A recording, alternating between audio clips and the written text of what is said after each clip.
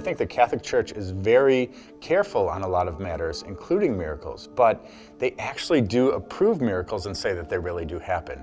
In almost every canonization cause, the Pope is declaring that a miracle was worked, or two miracles were worked, in order for the saint to be said to be with God. And so the Catholic Church, even in this modern day and age, says that miracles do happen.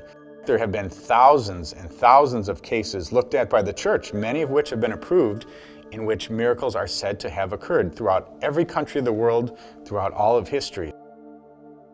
One of the things that people find fascinating about apparitions is that by and large, the vast majority of them are apparitions of the Virgin Mary.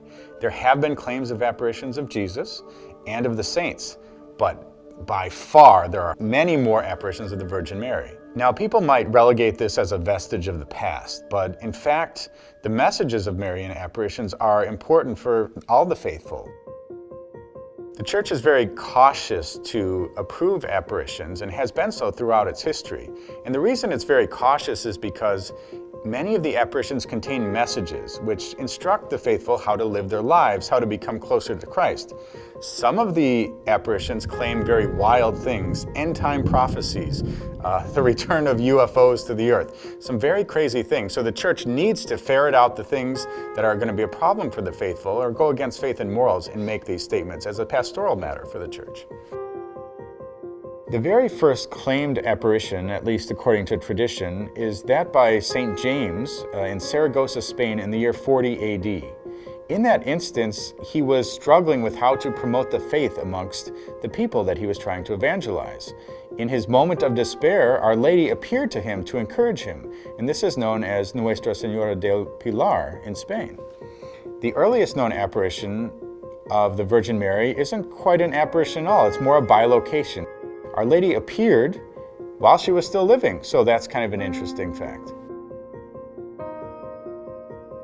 There are many people the world over, singular people, who say that they've seen the Virgin Mary or getting messages or had a miracle.